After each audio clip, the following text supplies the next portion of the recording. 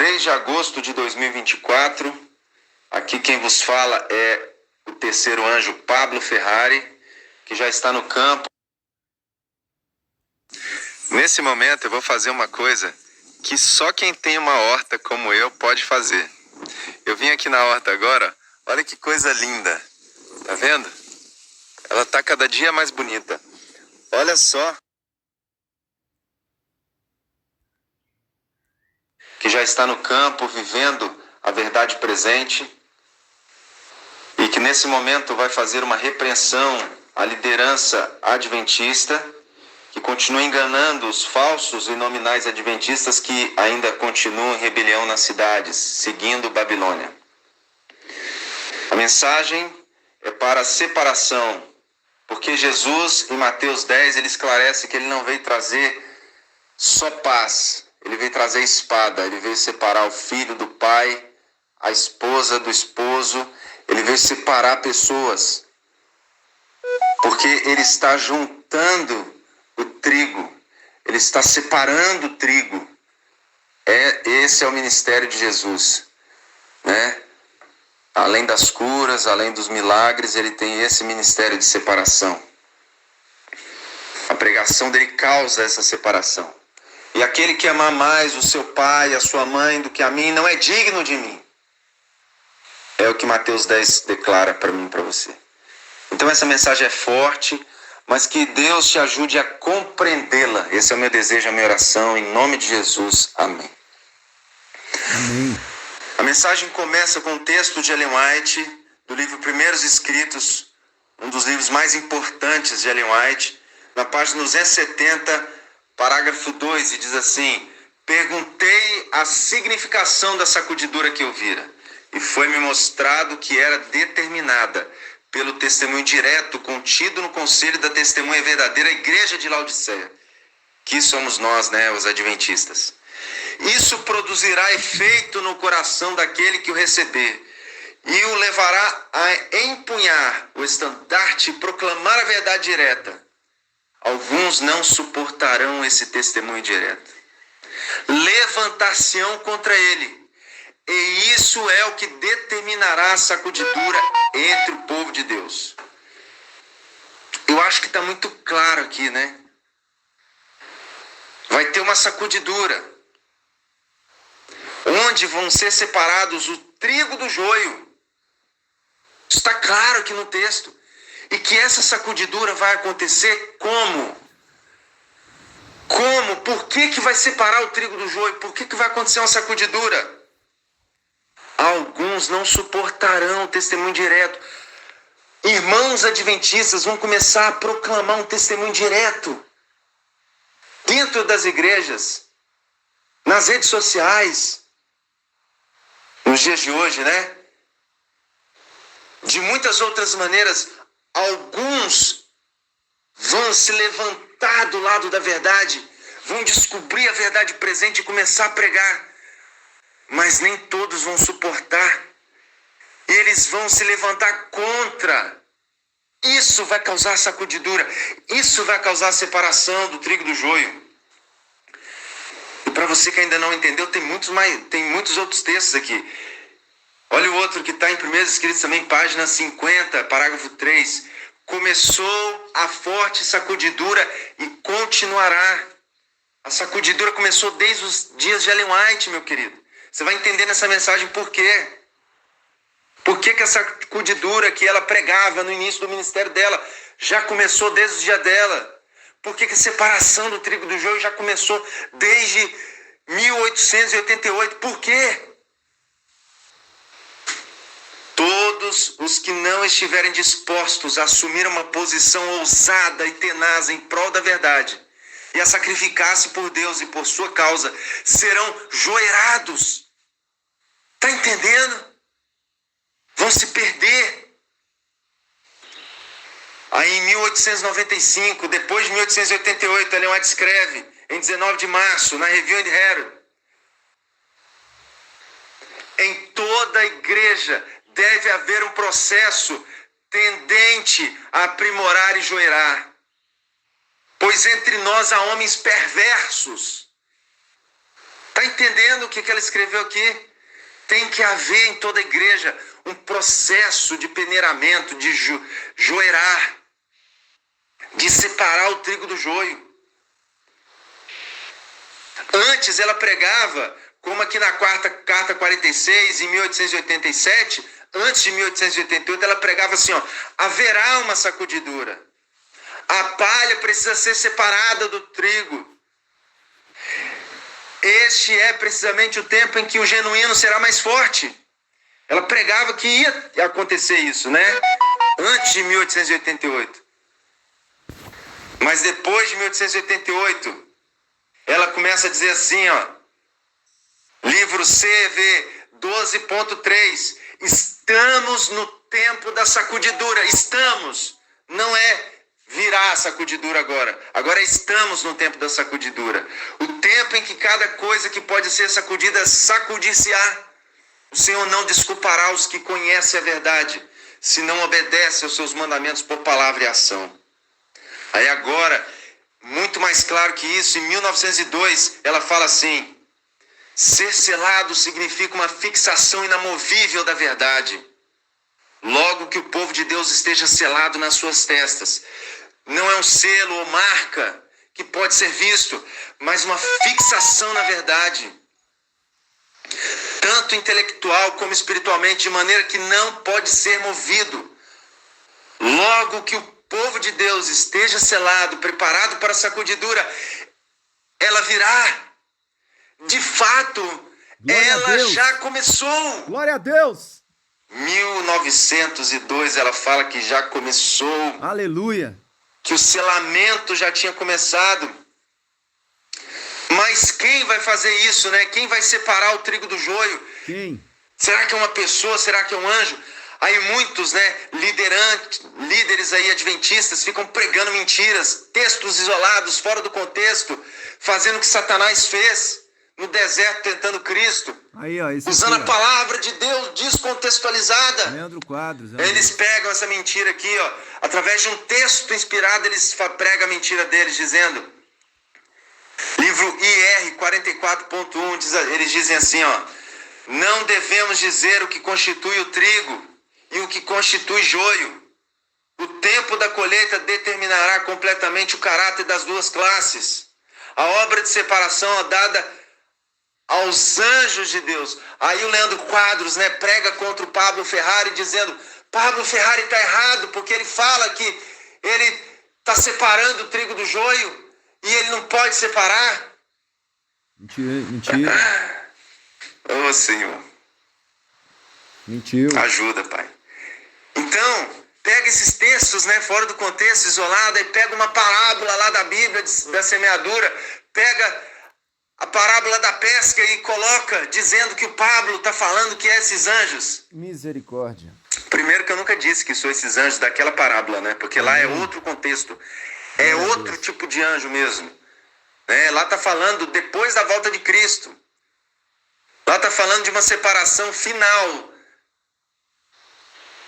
Para sempre. Que é só depois que os ímpios forem jogados no lago que arde com fogo e enxofre. Então aquela separação do trigo do joio só vai acontecer pelos anjos de Deus no tempo do fim mesmo. Depois do milênio. Amém. Só que o Leandro Quadros prega que aquela separação lá, como os líderes adventistas, que aquela separação, ela é a única. Misericórdia. Que não pode separar antes. Que é só os anjos de Deus, literais, que vão separar. Por isso que eles pegam esse texto aqui e tiram ele do contexto. Agora eu vou contextualizar esse texto para vocês. Amém. Vou contextualizar, tá? Que anjo que é esse que Ellen White está falando aqui? Eles pegam esse texto, junta com os anjos da parábola e fala que é só os anjos literais, não é pessoa que vai separar. Mas eu vou mostrar para vocês que isso é mentira. Eu vou mostrar para vocês que tipo de anjo é esse que está aqui, Ellen White, que vai separar. Não é para qualquer pessoa dizer quem é trigo e quem é joio. É para os anjos. Essa obra de separação é dada aos anjos de Deus. Agora vamos ler aqui, ó. Quem são os anjos, né, que vão separar o trigo do joio? Quem? Eventos Finais, Eventos Finais 14.2, diz assim, página 14, né, parágrafo 2, Vi então o terceiro anjo. Terrível é a sua obra, tremenda a sua missão. Ele é o anjo que deve separar o trigo do joio. Amém. Selar ou atar o trigo para o celeiro celestial. Glória a Deus. Essas coisas devem absorver toda a mente e a atenção toda. Então lá em Eventos Finais, Ellen White escreveu que o terceiro anjo é que vai separar o trigo do joio. Aleluia. Antes do anjo literal. Antes do milênio. Vai acontecer uma separação. Antes da volta de Cristo. Amém. O terceiro anjo, lá de Apocalipse 14, é que vai separar o trigo do joio. É a primeira separação. Tem várias separações. Tem a separação antes da volta de Jesus. Tem a separação na volta de Jesus. E tem a separação depois do milênio, que é a definitiva. Então você precisa contextualizar os textos bíblicos.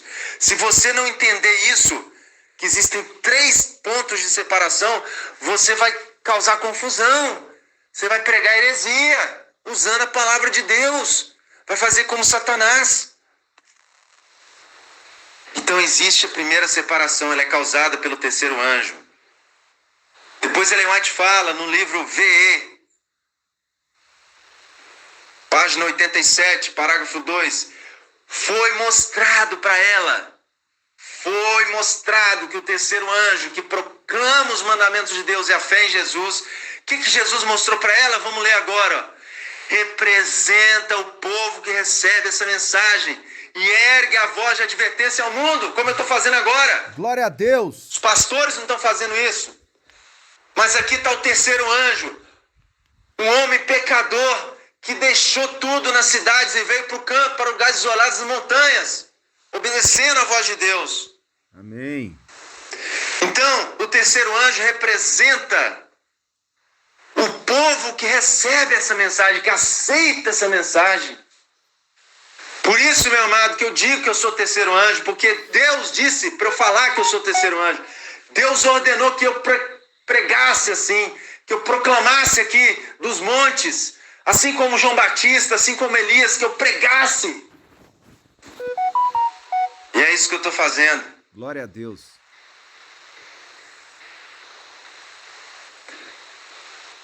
Entende?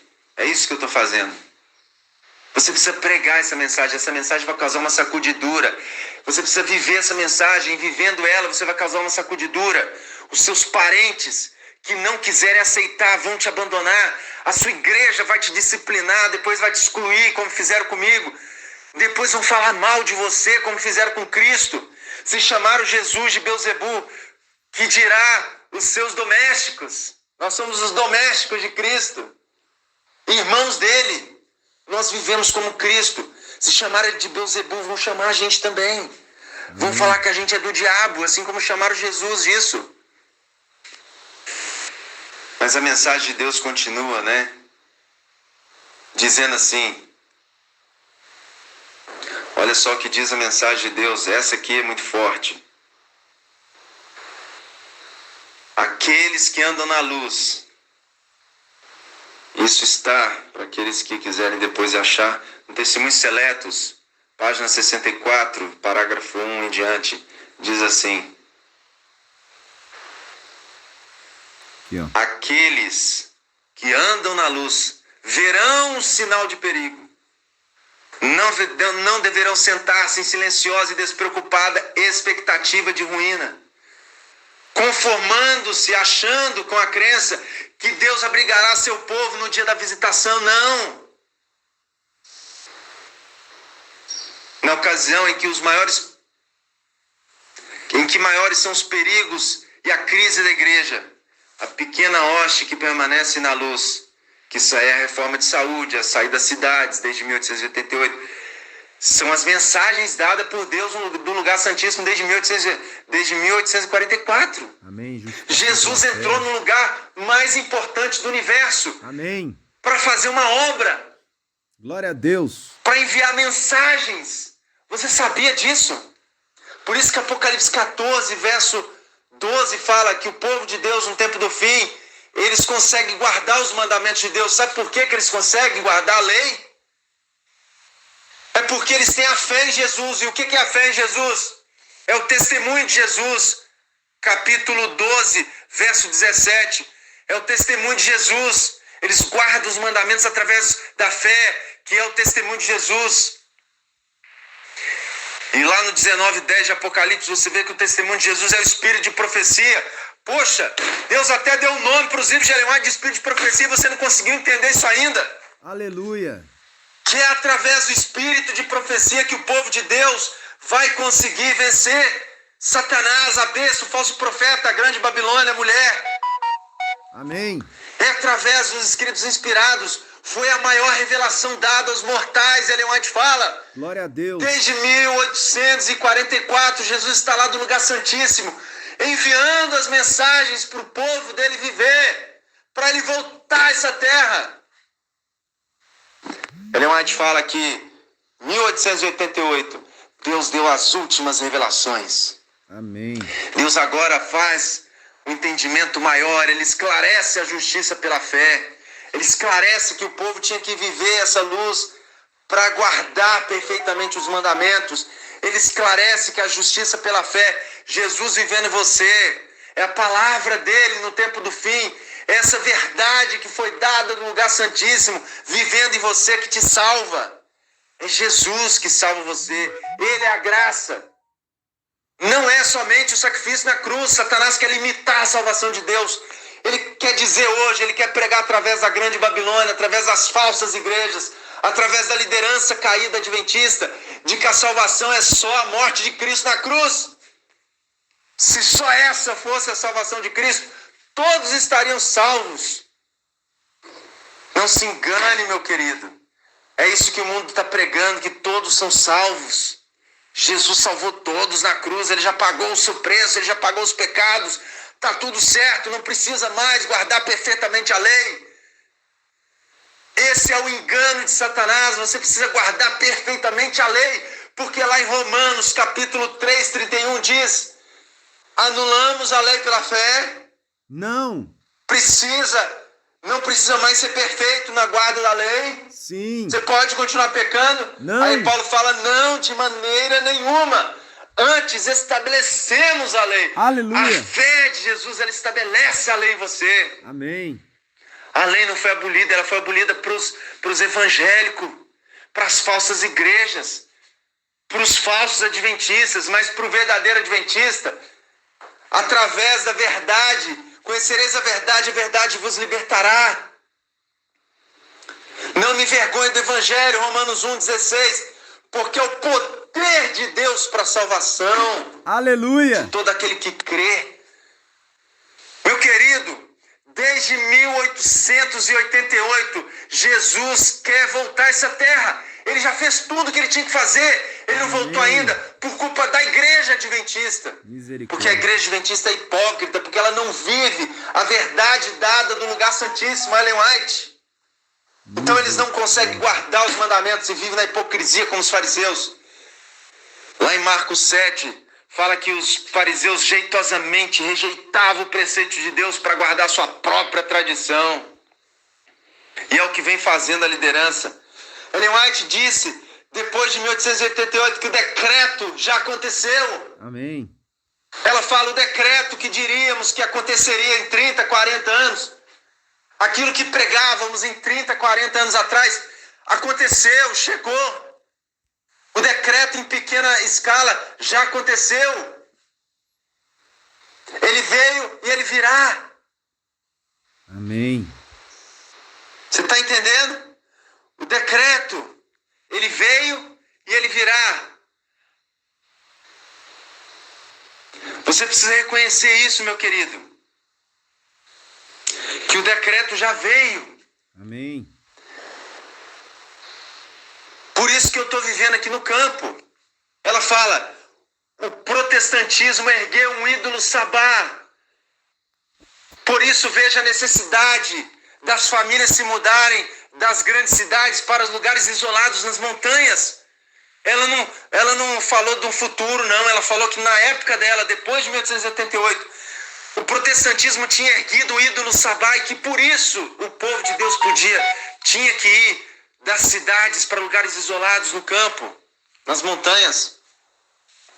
Ela fala que assim como o primeiro cerco foi um sinal para o povo sair de Jerusalém, antes da destruição de Jerusalém, a tentativa de Blair, do movimento de reforma, de colocar o decreto dominical em vigor em 1888, essa tentativa, ela fala que é como o primeiro cerco lá que aconteceu em Jerusalém, antes do ano 70, antes da destruição. E ela fala que assim como aconteceu lá, nós também seríamos avisados. Antes de vir o decreto de fato, o povo de Deus também no tempo do fim ia ser avisado. Ia ter uma tentativa de colocar o decreto. E é nessa tentativa que nós precisamos sair das grandes cidades, parar de seguir o mundo. Porque a partir dali, né, o que aconteceu lá em Jerusalém? O que aconteceu aqui?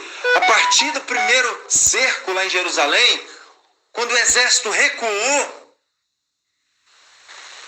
já se começou um movimento, uma estruturação, um trabalho para a destruição de Jerusalém.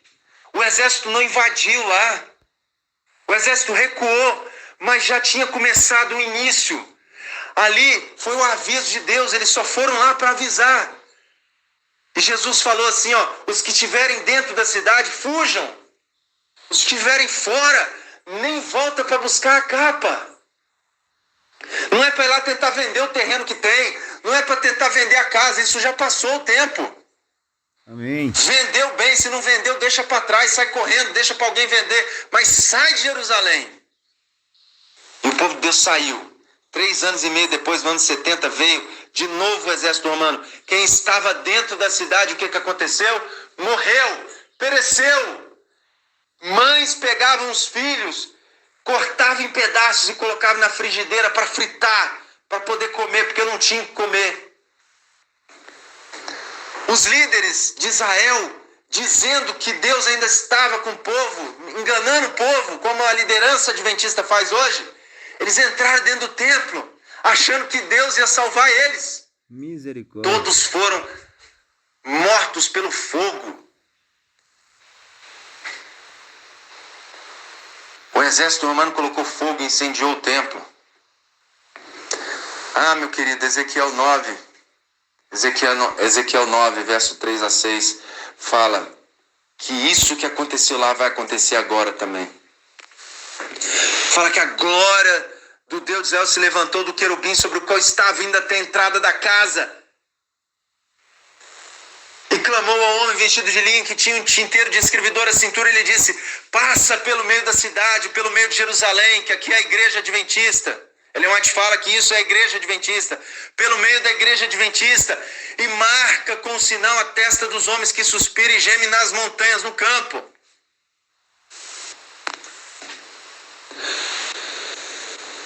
E aí aos outros anjos da destruição ele diz, passai pela cidade após eles sem que vos compadeçais, matai, e sem que vossos olhos poupem, matai a velhos, a moço, a virgem, a mulheres, a criança, matai tudo que não tem o sinal de Deus, matai, começai pelo meu santuário, começai pela igreja adventista, porque ela desde 1888 tem rejeitado as verdades de Deus, tem enganado o povo, os líderes estão mentindo, descontextualizando os textos, dizendo que não é para sair da cidade, não é para ir para o campo. Mas Ellen White falou desde 1888, chegou o tempo de sair das cidades e ir para o campo.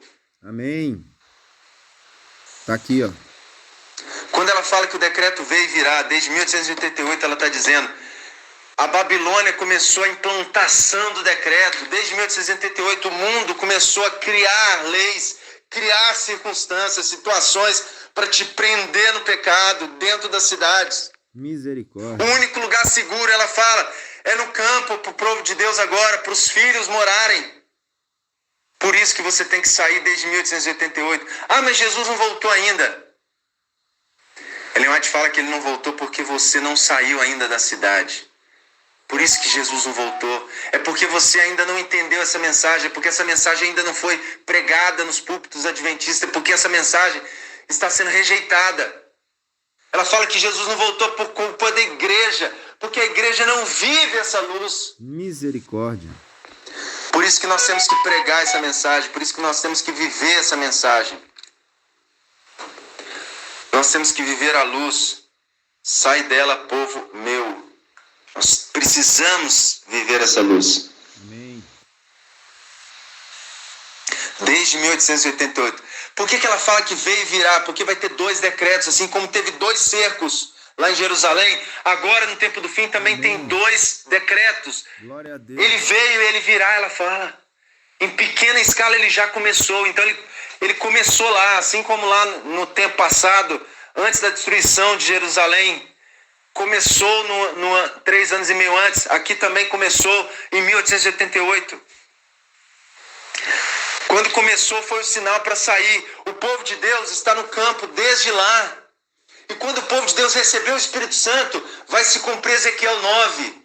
O Espírito Santo vai sair daqueles que rejeitaram a mensagem, que estão morando nas cidades, e vai entrar nos que estão no campo. Amém. Quando os que estão no campo for pregar a mensagem nas cidades, aí sim Satanás vai trazer o decreto dominical. Não é o decreto dominical que vai fazer Jesus voltar. Não é saber se o Papa tal ou se o presidente tal vai ser eleito. Não é uma ação do mal que vai fazer Jesus voltar. É uma ação da igreja. Quando o povo de Deus viver essa mensagem, sair da cidade, for morar no campo, receber o Espírito Santo e for pregar nas cidades, aí sim. Aí o Papa que tiver, o presidente que tiver, a liderança mundial que tiver, vai trazer o decreto dominical. E os falsos adventistas vão estar fugindo para o campo. E nós estamos lá agora pregando na cidade, fazendo pernas e braços crescer. Nós já estivemos no campo, já nos preparamos para esse tempo. Os falsos agora estão querendo se preparar, não vai dar tempo. Misericórdia. É a parábola das 10 virgens. Umas têm o óleo, o azeite, umas viveram a mensagem, ficaram no campo, perderam tudo. Mas tem o azeite, estão cheias da verdade. Aqueles que ficaram no campo não se prepararam, estão totalmente perdidos agora nesse momento de angústia, de perseguição. E então o povo de Deus pregando, libertando aqueles que ainda não tiveram oportunidade, porque aqueles que são adventistas, que têm os livros de Ellen White, que não estudam porque não quer, que estão os livros empoeirando na estante, que estão sendo enganados pelos pastores, esses que estão na igreja aí, que tiveram oportunidade e não seguiram, não vai entender. Vai olhar pra gente aí fazendo pernas e braços crescer, pessoas levantando ressuscitadas, e vão achar que é a operação do erro, vão achar que é o Satanás operando. E nós vamos estar lá pregando as verdades de Deus, selados e selando outros. Vamos selar a terra. Em poucos meses Ellen White fala que vai ser esse selamento. E então vai fechar a porta da graça. Amém. Ezequiel 9 se cumpre na igreja. Depois no mundo. Esse é o segundo fechamento da porta da graça, que o primeiro vem na igreja, Ezequiel 9. Depois vai para o mundo. Acabou alguns meses de pregação, fecha a porta da graça, 1 ano de 7 pragas, Jesus volta na 7ª praga. Entendeu? Isso já era para ter acontecido, não aconteceu ainda porque você está morando na cidade ainda, você precisa vir para o campo.